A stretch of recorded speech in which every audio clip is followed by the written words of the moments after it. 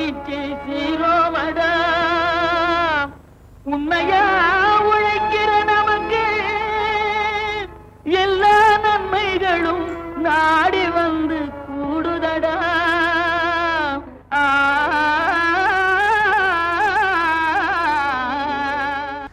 அன்பார்ந்த வேளாண் பெருமக்களுக்கு வணக்கம். இன்றைய பொன்விளையும் பூமி நிகழ்ச்சியில் முதலில் வருவது வேளாண் செய்திகள் மற்றும் காய்கறி சந்தை நிலவரங்கள். இதனைத் தொடர்ந்து மாத்தி யோசிச்சங்க பகுதியில் கன்னியாகுமரி மாவட்டம் பெரும் செல்வ விலை தொடக்க வேளாண் கூட்டுறவு சங்கத்தின் செயலாளர் ஆர் விஷ்ணு அவர்கள் தொடக்க வேளாண் கூட்டுறவு சங்கத்தின் செயல்பாடுகள் குறித்து விளக்கமளிக்கிறார். இதனைத் தொடர்ந்து சூழல் மேம்பாட்டில் வனங்கள் குறித்து தமிழ்நாடு வனத்துறையின் முதன்மை தலைமை வன பாதுகாவலர் அலுவலக தலைமை வன பாதுகாவலர் திரு ஏ.வி. வெங்கடாச்சலம் அவர்கள் விளக்கமளிக்கிறார்.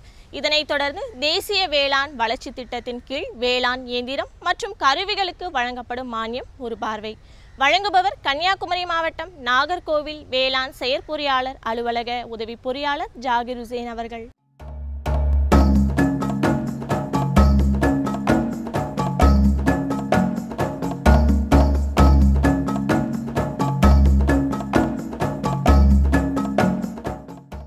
மாத்தி யோசிச்செங்க பகுதியில் கன்னியாகுமரி மாவட்டம் பெரும் செல்வ விலை தொடக்க வேளாண்மை கூட்டுறவு சங்கம் வேளாண்மைக்கு பல்வேறு உதவிகளை புரிந்து வருகிறது.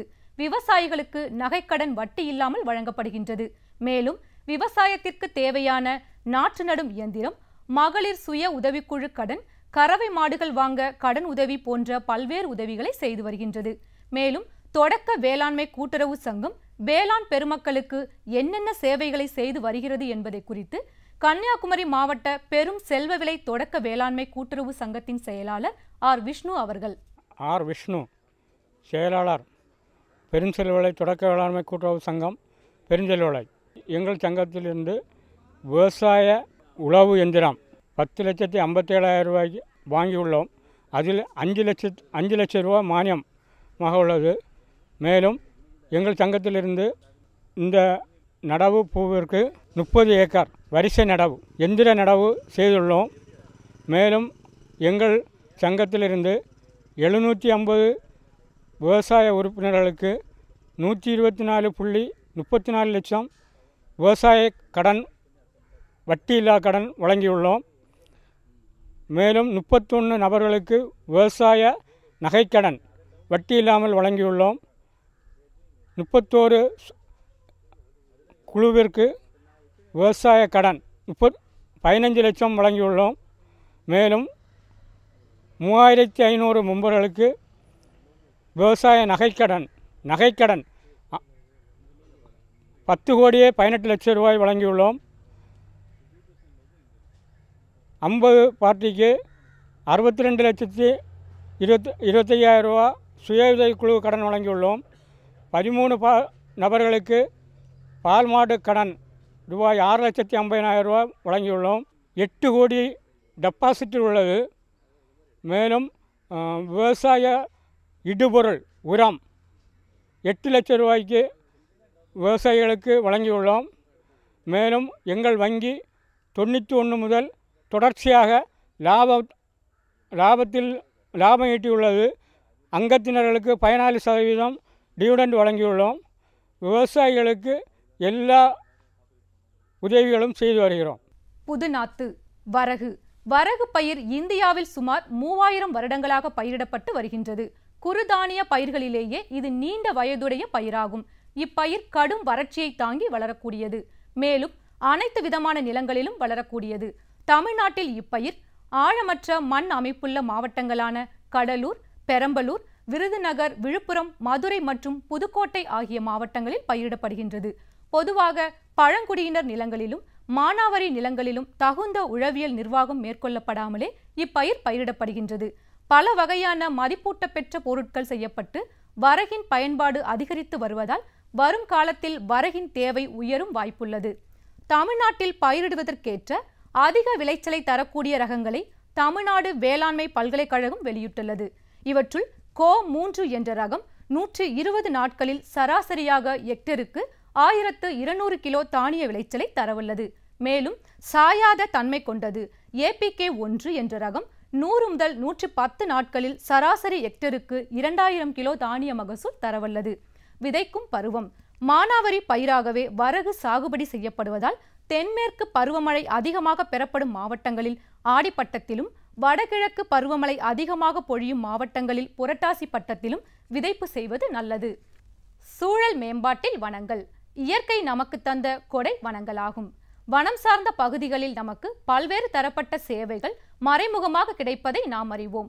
மேலும் வனம் சார்ந்த பகுதிகளில் இருந்து நமக்கு விறகுகள், காய்கள், தேன் போன்றவைகள் கிடைக்கின்றன. குறிப்பாக வனங்களில் மண் வளங்களை காத்தல், மண் அரிப்பை தடுத்தல், மழைநீர் சேகரித்தல் போன்றவற்றையும் வனங்களின் மூலம் புயல், சுனாமி போன்ற இயற்கை சீற்றங்களில் இருந்தும் நம்மை காப்பாற்றுகின்றன.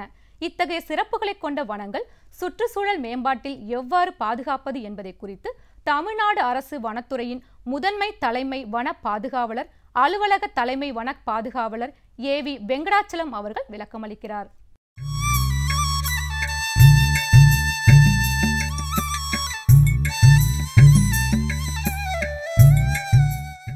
மரங்களினுடைய தொகுப்பே வனமாகும்.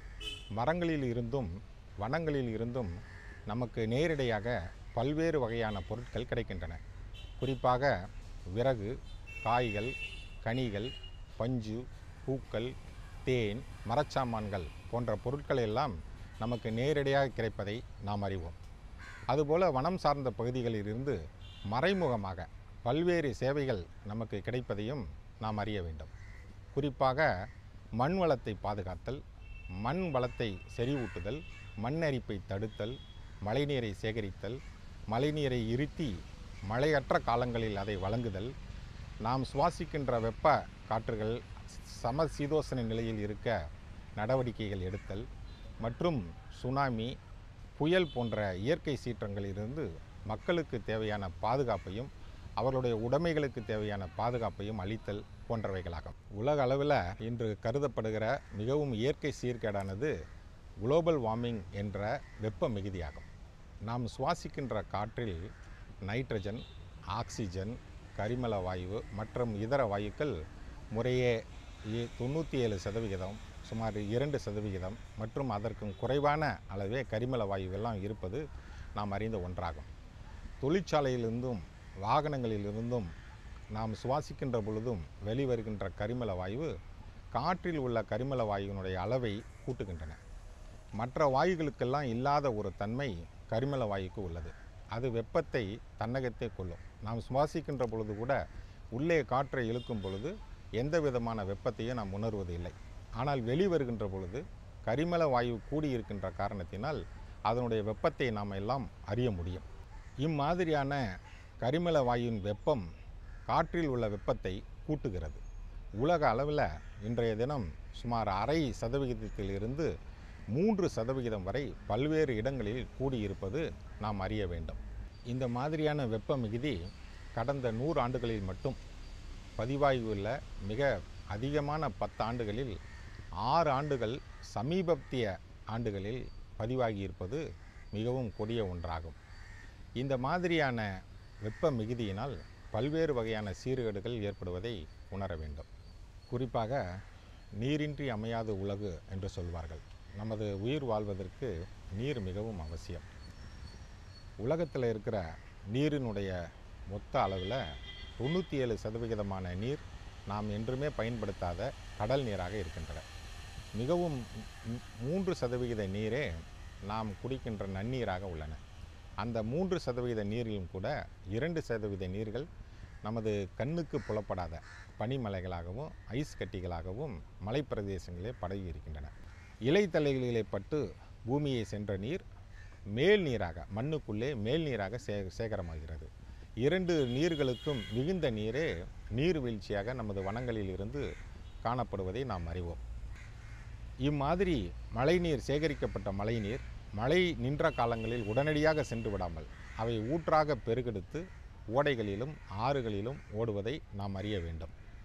இந்த மாதிரி நீர்வளத்தை பெருக்க வல்ல மரங்களின் பாதுகாப்பை கருதிதான் இன்றைய தினம் அரசு, மத்திய அரசும் மாநில அரசும் பல்வேறு வகையில் இருக்கின்ற காடுகளை பாதுகாப்பதுடன் மேலும் வனப்பரப்பை கூட்டுவதற்கும் பசுமை போர்வையை கூட்டுவதற்கும் பல்வேறு வகையான நடவடிக்கைகளை எடுத்து வருகின்றன. பல்வேறு வகையான விழிப்புணர்வுகளை ஏற்படுத்தி மக்களை பங்கெடுத்து கொள்ள நடவடிக்கைகள் எடுத்து வருகின்றன.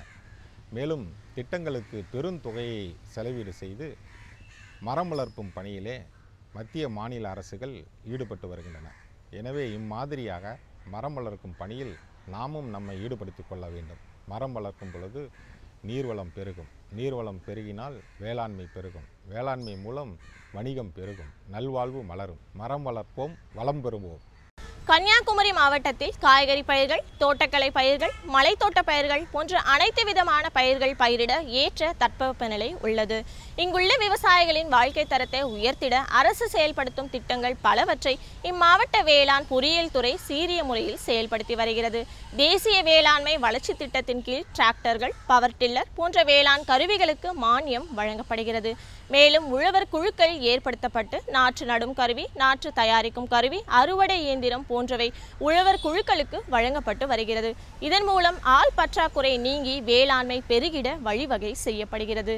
இன்றைய நிகழ்ச்சியில் தேசிய வேளாண்மை வளர்ச்சி திட்டத்தின் கீழ் வேளாண் இயந்திரம் மற்றும் கருவிகளுக்கு வழங்கப்படும் மானியம் குறித்து விளக்கமளிக்கிறார் கன்னியாகுமரி மாவட்டம் நாகர்கோவில் வேளாண் செயற்பொறியாளர் அலுவலக உதவி பொறியாளர் ஜாகிர் ஹுசேன் அவர்கள்.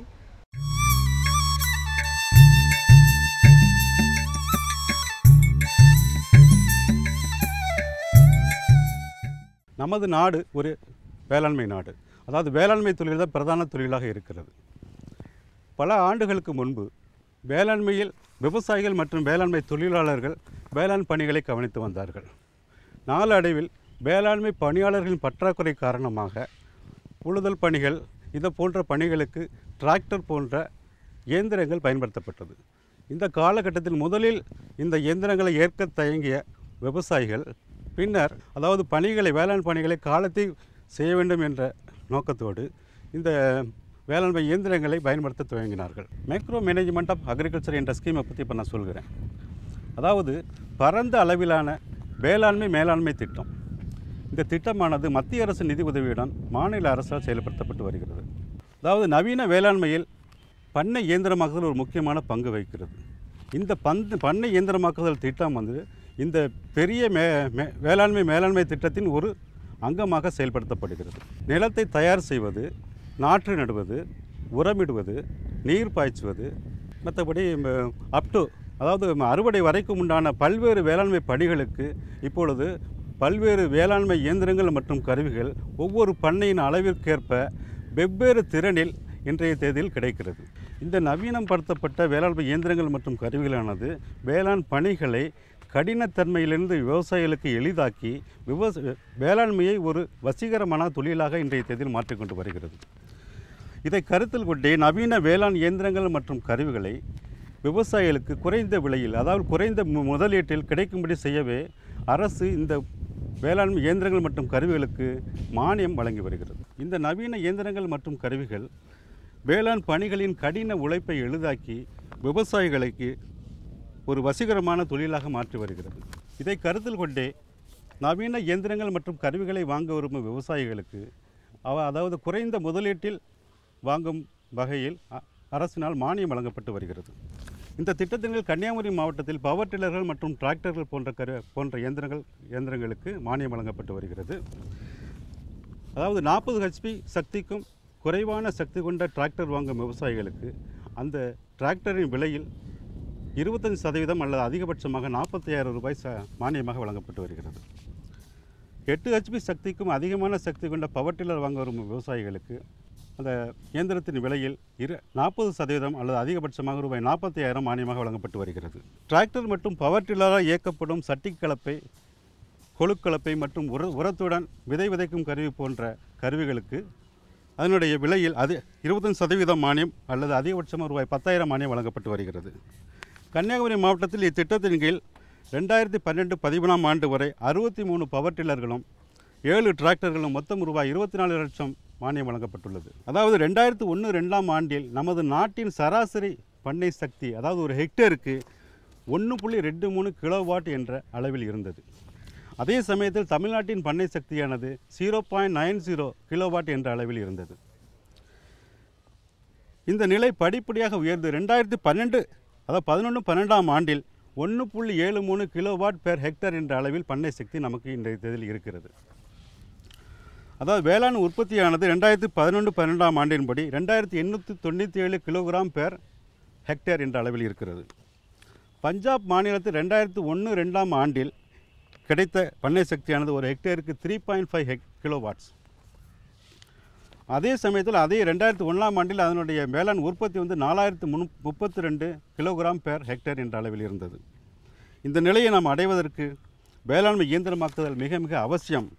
தேசிய வேளாண்மை வளர்ச்சி திட்டத்தில் வேளாண்மை இயந்திரங்கள் மற்றும் கருவிகளை வாங்க விரும்பும் விவசாயிகளுக்கு வழங்கப்படும் மானிய விவரங்களை பற்றி பார்ப்போம். அதாவது ஆதி திராவிட விவசாயிகளுக்கு இதில் கருவியின் விலையில் 60% மானியம் அல்லது அதிகபட்சமாக உச்சவரம்பு தொகை வழங்கப்படும். இதர விவசாயிகளுக்கு 50% மானியம் அல்லது அரசினால் நிர்ணயிக்கப்பட்ட உச்சவரம்பு தொகை மானியமாக வழங்கப்படும். இதில் 8 ஹெச்பிக்கும் குறைவான சக்தி கொண்ட களை எடுக்கும் கருவிகளை வாங்க வரும் விவசாயிகளுக்கு கருவியின் விலையில் 50% மானியம், ஆதிதிராவிட விவசாயிகளுக்கு 60% மானியம், அதிகபட்சமாக 60,000 ரூபாய் வழங்கப்படும். 20 ஹெச்பி சக்திக்கும் குறைவான அமர்ந்து கொண்டு களை எடுக்கும் கருவி, அதாவது மினி டிராக்டர் எனப்படும் இந்த கருவிக்கு கருவியின் விலையில் அதிகபட்சமாக 1,25,000 ரூபாய் மானியம் வழங்கப்பட்டு வருகிறது. விசை தெளிப்பான்கள் வாங்க வரும் விவசாயிகளுக்கு கருவியின் விலையில் அதிகபட்சமாக ரூபாய் 20,000 ரூபாய் மானியம் வழங்கப்பட்டு வருகிறது. விசை உழவு மற்றும் உபகரணங்கள், அதாவது பவர் டில்லர், இந்த கருவி வாங்க விரும்பும் விவசாயிகளுக்கு 45,000 ரூபாய் அதிகபட்சமாக மானியம் வழங்கப்பட்டு வருகிறது. ஆதி திராவிட விவசாயிகளுக்கு அதிகபட்சமாக 1,00,000 ரூபாய் மானியம் வழங்கப்பட்டு வருகிறது. ஒருங்கிணைந்த நெல் அறுவடை இயந்திரம், இந்த இயந்திரத்தை வாங்க வரும் விவசாயிகளுக்கு அதிகபட்சமாக ரூபாய் 4,00,000 ரூபாய் மானியம் வழங்கப்பட்டு வருகிறது. ஆதி திராவிட விவசாயிகளுக்கு அதிகபட்சமாக 5,00,000 ரூபாய் மானியம் வழங்கப்பட்டு வருகிறது. நெல் நாற்று நடும் இயந்திரத்துக்கு, அதாவது குறைந்த சக்தி கொண்ட, அதாவது 8 மணி நேரத்தில் 2 ஹெக்டேருக்கும் குறைவாக நடவு செய்யும் கருவிக்கு அதிகபட்சமாக 1.25 லட்சம் ரூபாய் மானியமாக வழங்கப்பட்டு வருகிறது. இதே ஆதி திராவிட விவசாயிகளுக்கு 1,50,000 ரூபாய் மானியம் வழங்கப்பட்டு வருகிறது. நெல் நாற்று நடும் கருவிக்கு, அதாவது 8 மணி நேரத்தில் 2 ஹெக்டேருக்கும் குறைவாக நடவு செய்யக்கூடிய இந்த கருவிக்கு ஆதி திராவிட விவசாயிகளுக்கு அதிகபட்சமாக ரூபாய் 1,50,000 ரூபாய் மானியமும், இதர விவசாயிகளுக்கு 1,26,000 ரூபாய் மானியமும் வழங்கப்பட்டு வருகிறது.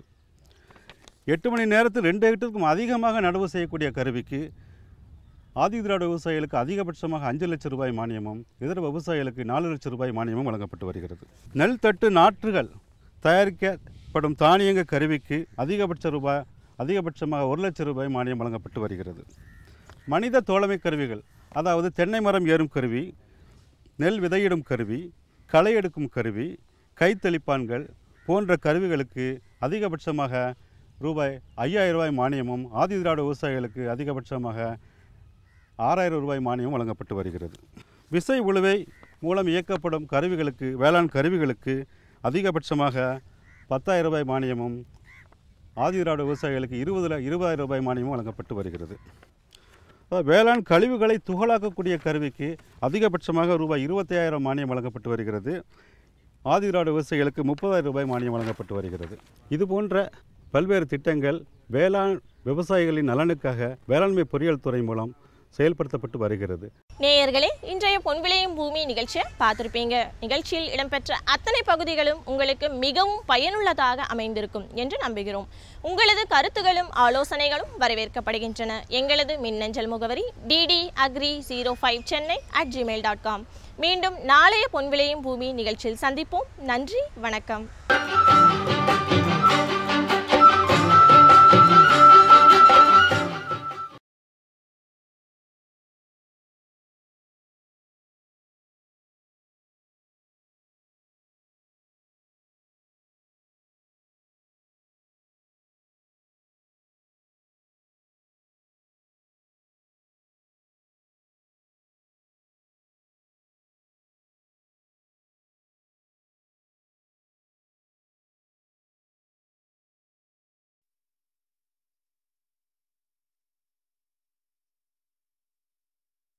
விளையிற பூமியடா, விவசாயத்தை பொறுப்பா கவனிச்சு சீரோமடா. உண்மையா உழைக்கிற நமக்கு எல்லா நன்மைகளும் நாடி வந்து கூடுதடா.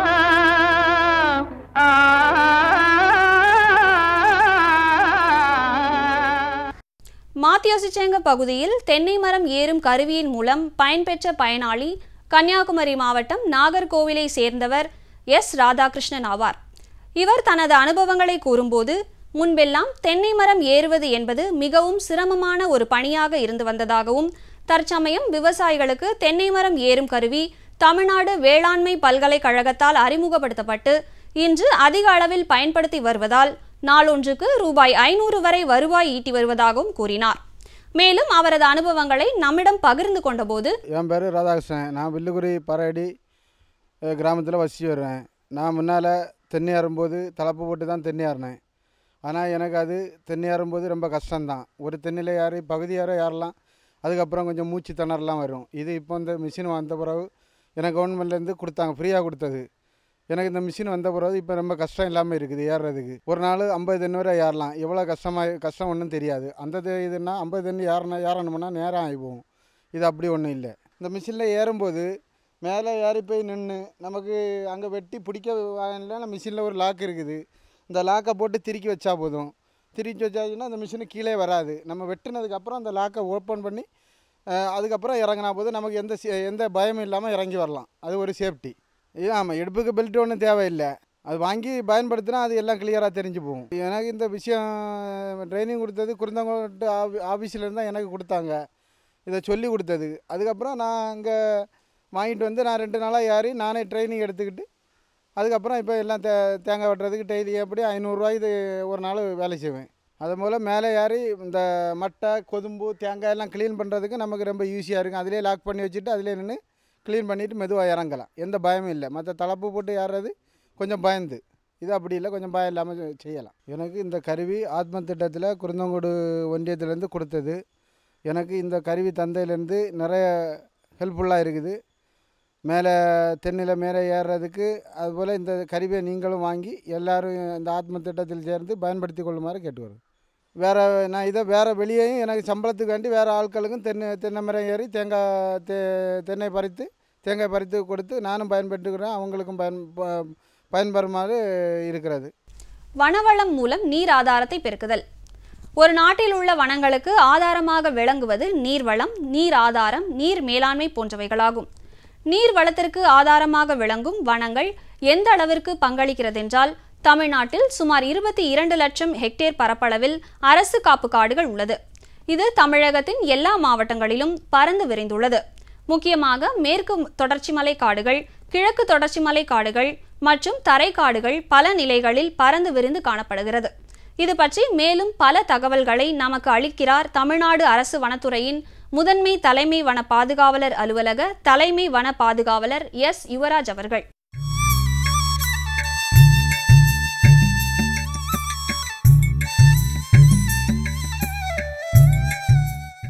ஒரு நாட்டில் ஒரு நீர் ஆதாரத்தின் முக்கியமான பங்காக அந்த நாட்டில் உள்ள வனவளம் இருக்குது அப்படிங்கிறத பற்றி நம்ம தெரிஞ்சுக்கலாம்.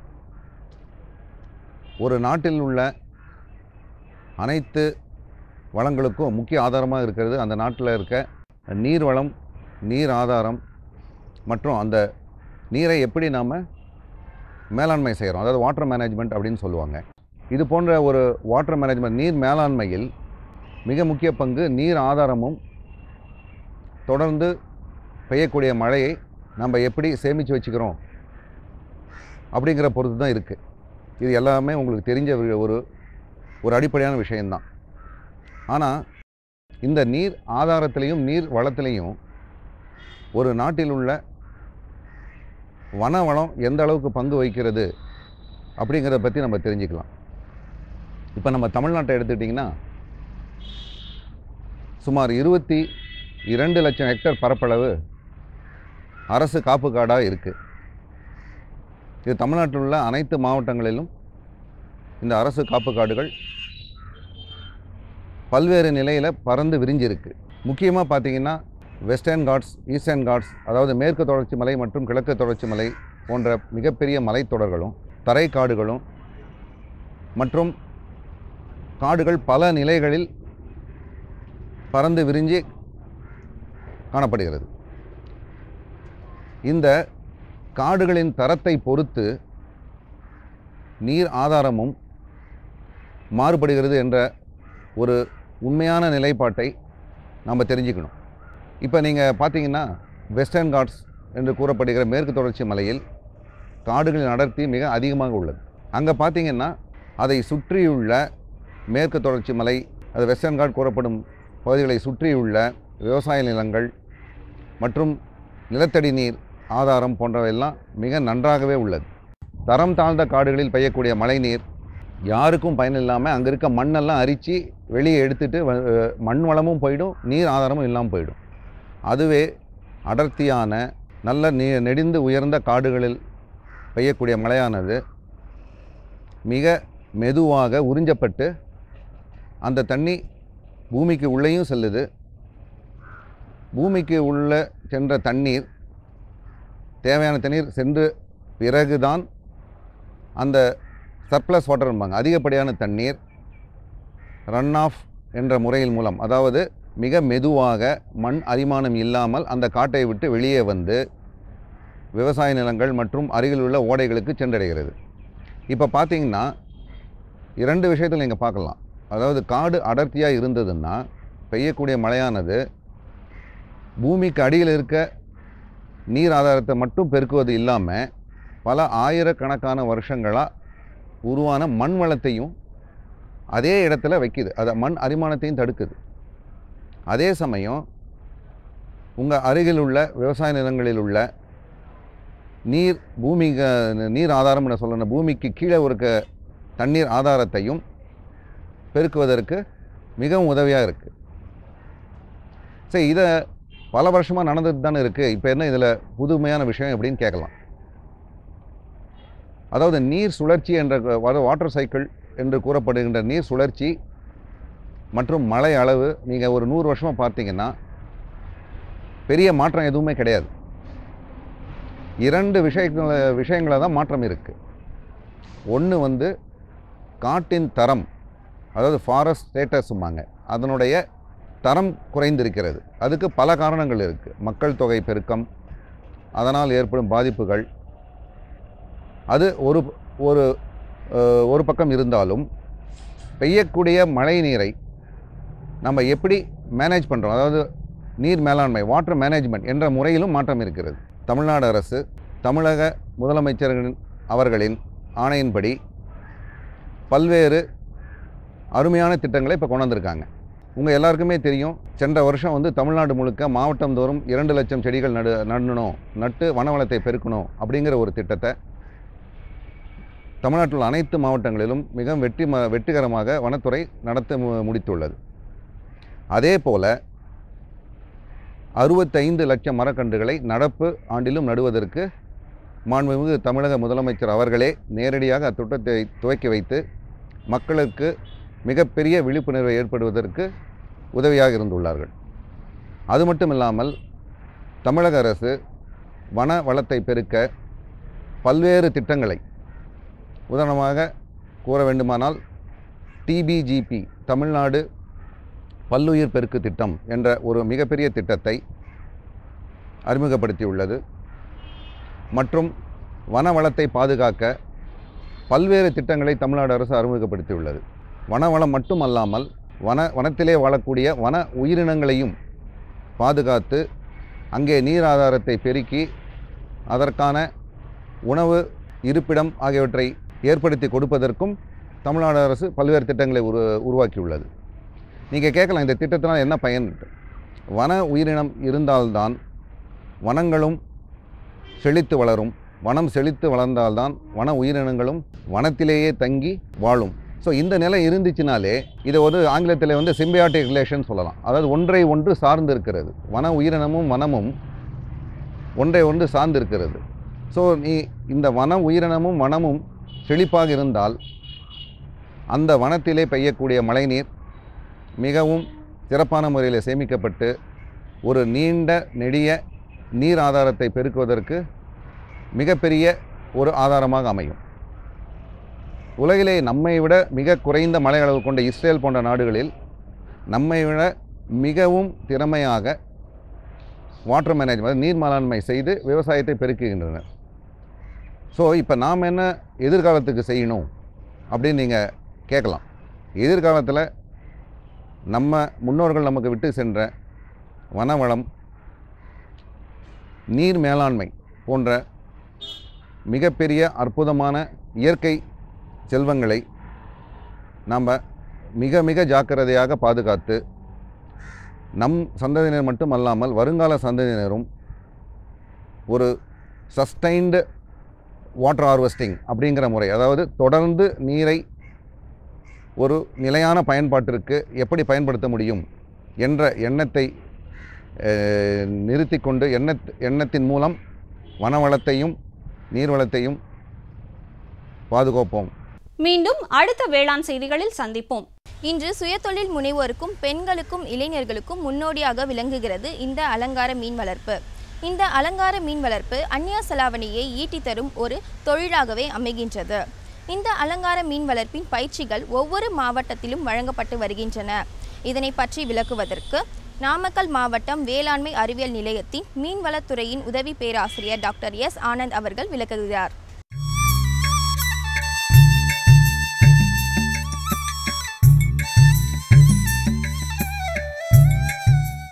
இங்கே வந்து குறிப்பாக வந்து இன்றைக்கி நம்ம வந்து அலங்கார மீன் பற்றி நான் இப்போ உங்களுக்கு சொல்ல போகிறேன். அலங்கார மீன்கள் வந்து பார்த்திங்கன்னா உலக அளவில் 2வது பெரிய பொழுதுபோக்கு அம்சமாக இருக்குது.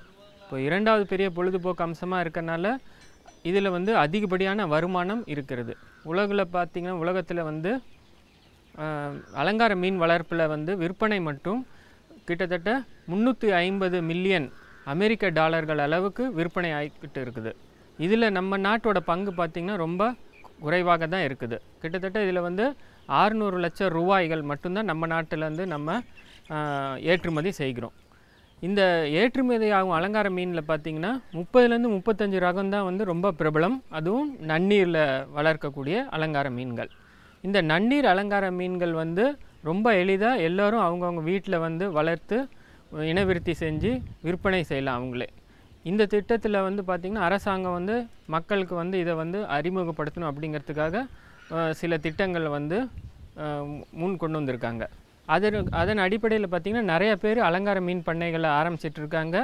அதில் வந்து இந்திய அரசாங்கத்தில் மினிஸ்ட்ரி ஆஃப் காமர்ஸின் கீழே மெரைன் ப்ராடக்ட்ஸ் எக்ஸ்போர்ட் டெவலப்மெண்ட் ஏஜென்சின்னு ஒரு நிறுவனம் இருக்குது. இந்த நிறுவனம் வந்து மீன் வளம் சம்பந்தமான அனைத்து வித தொழில்களுக்கும் மானியம் கொடுக்குது. அதற்கு தேவையான தொழில்நுட்பங்களும் கொடுத்து உதவி புரியுது. இந்த நிறுவனத்துக்கு கீழே வந்து பார்த்திங்கன்னா தமிழ்நாட்டில் 49 பயனாளிகள் இருக்கிறாங்க. இந்த 49 பயனாளிகளும் தமிழ்நாட்டில் உள்ள அனைத்து 31 மாவட்டங்கள் எல்லா இடத்துலையும் பரவி இருக்காங்க. இந்த திட்டத்துக்கு கீழே வந்து அலங்கார மீன் பண்ணை வளர்க்கணும்னு நினைக்கிறவங்க வந்து 50% மானியம் பெறலாம். அலங்கார மீன்களை 2 பெரிய வகுப்பாக நம்ம பிரிக்கலாம். முதலாவது வந்து குட்டியிடும் இனங்கள், அடுத்ததாக வர்றது வந்து முட்டையிடும் இனங்கள். இதில் அலங்கார மீன்களில் வந்து குட்டியிடும் இனங்கள் மிகவும் எளிதாக நம்ம வாங்கி வளர்த்து இனவிருத்தி செய்யலாம். முட்டையிடும் இனங்கள் வந்து தனியாக அதுக்குன்னே வந்து தண்ணி வந்து ரொம்ப சுத்தமாகவும் நன்னீராகவும் இருந்தால்தான் நம்ம இனவிருத்தி செய்ய முடியும். அதனால் நம்ம எல்லோரும் வந்து வீட்டில் வந்து சின்ன அளவில் வீட்டுக்கு பக்கத்துலேயே இருக்கக்கூடிய இடங்களில் இங்கே நம்ம இப்போ காமிச்சிட்ருக்க மாதிரி சின்ன சின்ன தொட்டியிலேயே 1 அல்லது 2 இனங்களை எடுத்து அதை வந்து உற்பத்தி செய்யலாம். இப்போ வந்து குட்டியிடும் இனங்கள் வந்து எல்லாமே கிட்டத்தட்ட ஒரே மாதிரியானவை. அதில் ஒரு 5 ரகம் இருக்குது. அந்த 5 ரகமுமே வந்து பார்த்திங்கன்னா 3-4 மாதத்தில் வந்து இனவிருத்திக்கு தயாராகிடுது, முதிர்ச்சி அடைஞ்சிருது. ஒவ்வொரு மீனும் வந்து 4லேருந்து 6 வாரங்கள் கர்ப்ப காலம். அதுக்கப்புறம் வந்து அது குட்டி போட்டுரும். ஒவ்வொரு மீனும் 35 மீன், சராசரியாக 35 மீன் குட்டிகளை இடும். இந்த 35 மீன் குட்டிகளை நம்ம பிரித்து வளர்த்தோம்னா அதில் 80% காப்பாற்றிடலாம். இவற்றை வந்து 2 அல்லது 3 மாதங்களில் வளர்த்தி நம்ம விற்பனை செய்யலாம். இப்போ வந்து அரசாங்கத்தில் திட்டத்தில் வந்து நிறைய பேர் ஆரம்பிக்கிறது முதல்ல ஆரம்பிக்க இந்த குட்டியிடும் மீன்களை வாங்கி அதை விற்பனை செய்ய ஆரம்பிக்கிறாங்க. இதன் மூலமாக குறைந்தபட்சமாக மாதம் 200 முதல் 500 ரூபா வருமானத்தில் தொடர்ந்து மாதம் 10,000 20,000 வரை சம்பாதிக்கிறவங்களும் இருக்காங்க. அந்த இது வந்து பண்ணையின் அளவை பொறுத்து இருக்குது. இப்போ நீங்கள் பார்த்துட்ருக்கிறது மோலி வகை மீன்கள். இந்த மோலி வகை மீன்கள் வந்து குட்டியிடும் வகை சார்ந்தது. இந்த வகை மீன்கள் பார்த்திங்கன்னா இதோட கர்ப்ப காலம் வந்து 4லேருந்து 6 வாரங்கள். 4லேருந்து 6 வாரங்களில் வந்து அது குட்டி உடனே போட்டுரும். அந்த குட்டி போட்ட உடனே நம்ம 2 அல்லது 3 நாட்கள் அதை பிரித்து தனியாக ஒரு சிமெண்ட் தொட்டியில் போட்டு நம்ம வளர்க்கணும். இந்த வகை மீன்களில் ஆண் பெண் வித்தியாசம் பார்க்கறது ரொம்ப எளிது. சாதாரணமாக பார்க்கும்போதே வயிறு பருமனாக இருக்கக்கூடிய மீன்கள் அனைத்தும் பெண் மீன்களாக தான் இருக்கும். மற்றபடி வயிறு சிறிதாகவும் மெல்லிதாகவும் இருக்கக்கூடிய மீன்கள் ஆண் மீன்களாகவும் இருக்கும். அடுத்தபடி வித்தியாசம் பார்த்திங்கன்னா ஆண் மீன்களுக்கு வந்து இந்த முதுகு மேலே இருக்கக்கூடிய துடுப்பு சற்று பெரிதாக இருக்கும். அதை வச்சு நம்ம ஆண் பெண்ணை வந்து எளிதாக பிரித்து எடுத்துடலாம். இந்த வகை மீன்களை ஒரு ஆண் மீனுக்கு 3 பெண் மீன்கள் என்ற சதவீதத்தில் வந்து நம்ம இனவிருத்திக்காக ஒரு கண்ணாடி தொட்டியில் இடலாம். அந்த தொட்டியிலேருந்து நம்ம பிரித்து அது குட்டி போட்டோன்னே குட்டிகளை மட்டும் தனியாக பிரித்து வேறு சிமெண்ட் தொட்டியில் போட்டு 2 மாதம் வளர்த்து குறைந்தது 2 மாதத்தில் நம்ம அதை விற்பனைக்கு தயாராகிவிடும். இப்போ நீங்கள் பார்த்துட்டு இருக்கிறது வெள்ளை நிற மோழி இனத்தை சார்ந்தது. இதன் இனவிருத்தியும் முன்பு காமிச்சது போலவே தான். அது வந்து மஞ்சள் நிற மொழி, இது வெள்ளை நிற மொழி, அவ்வளோதான் வித்தியாசம். இதிலே ஒரு பிளாக் மொழி அப்படின்னு சொல்லக்கூடிய கருப்பு நிற மீன்களும் இருக்கின்றது. இந்த 3 ரகங்களும் ரொம்ப எளிதாக நம்ம இனவிருத்தி செஞ்சு விற்பனைக்கு தயார் செய்து விடலாம் 2 அல்லது 3 மாதங்களில். இப்போ வந்து நீங்கள் வந்து 2 ரகம் மோழி கண்ணாடி தொட்டியில் வச்சதை பார்த்துருக்கீங்க. இந்த மாதிரி வீட்டில் வந்து அலங்கார மீன் பண்ணை அமைக்கும் போது 1 அல்லது 2 கண்ணாடி தொட்டி இருந்தால் போதும். இது எதுக்குன்னா நம்ம விற்பனை செய்யும்போது வரவங்களுக்கு வந்து காமிக்கிறதுக்கு மட்டும். அடுத்ததாக ஆண் பெண் வித்தியாசம் நீங்கள் கண்டறியறதுக்கு மட்டும் பயன்படுத்திக்கிறீங்க. இதுக்கு மேலே வந்து நம்ம மீன்கள் குட்டிகளை தனியாக பிரித்து பெருசாக வளர்த்துறதுக்கு வந்து சிமெண்ட் தொட்டிகள் வேணும். அந்த சிமெண்ட் தொட்டிகள் எப்படி இருக்கலாம் அப்படிங்கிறதுக்கு இப்போ நாங்கள் உங்களுக்கு காமிக்க போகிறோம். இந்த சிமெண்ட் தொட்டிகள் வந்து கிணற்று உரைகள், சாதாரணமாக கடையில் கிணற்று உரை கிடைக்கும். 3 அடி அகலம் இல்லை 4 அடி இல்லை 5 அடி அகலத்தில் கிடைக்கும். இந்த கிணற்று உரைகளை வாங்கி கீழே அதுக்கு ஒரு தட்டு கிடைக்கும், அதையும் வாங்கி கீழே நீங்கள் பூசிட்டு 1 அடி உயரம் இருந்தாலே போதும். அந்த மாதிரி சிமெண்ட் தொட்டிகளை நம்ம தயார் பண்ணிக்கலாம். ஆனால் இந்த வட்டமான தொட்டிகள் நம்ம தயாரிக்கும் போது மீன்களை எளிதாக பிடிக்க முடியாது அறுவடையின் சமயத்தில். அதனால் நீளமான சதுரமான தொட்டிகள் அமைத்தல் வந்து நல்லது. இப்போ நீளமாக சதுரமான தொட்டிகளும் சாதாரணமாக இந்த கிணற்று உரை விற்கக்கூடிய கடைகளில் ரெடிமேடாக தயாரித்த தொட்டிகளாக நமக்கு கிடைக்கிறது. அந்த மாதிரி தொட்டிகளும் நீங்கள் பார்த்து வாங்கலாம். இந்த தொட்டிகள் வந்து நேரடியாக சூரிய ஒளியில் படுற மாதிரி இருக்கக்கூடாது. நேரடியாக சூரிய ஒளி படும்போது ஒரு வித பாசி வளரும். அதனால் இங்கே வந்து பார்த்திங்கன்னா எல்லா தொட்டியும் வந்து தென்னங்கீற்று போட்டு மூடி வச்சுருக்கோம். இந்த மாதிரி தென்னங்கீற்றை போட்டு மூடி வைக்கும்போது பாதி வெளிச்சம் மட்டும் உள்ளே போகும். சூரிய ஒளி மீன் வளர்கிறதுக்கு அவசியம். இந்த ஒளி இருந்தால் தான் மீனுக்கு சரிவர நிறம் கிடைக்கும். அதனால் பாதி ஒளி இருந்தால் போதும். அதிகமான ஒளி படரும்போது என்ன ஆகும்னா ஒரு நார் போன்ற பாசி வளரும். இந்த நார் போன்ற பாசி வளரும்போது நீரில் உள்ள எல்லா சத்தையும் எடுத்துக்கிட்டு மீனுக்கு வந்து போதுமான சத்து கிடைக்காம போகும். அப்போ மீனோட நிறமும் குறைஞ்சிரும், வளர்ச்சியும் குறைஞ்சிரும். என்ன வேளாண் பெருமக்களே, நிகழ்ச்சியை பார்த்திருப்பீங்க. இந்த நிகழ்ச்சியில் இடம்பெற்ற தகவல்கள் எல்லாமே உங்களுக்கு ரொம்பவே பயனுள்ளதாக இருந்திருக்கும்னு நம்புகிறோம். உங்களது விமர்சனங்களும் கருத்துக்களும் வரவேற்கப்படுகின்றன. எங்களது மின்னஞ்சல் முகவரி ddagri05chennai@gmail.com. நன்றி, வணக்கம்.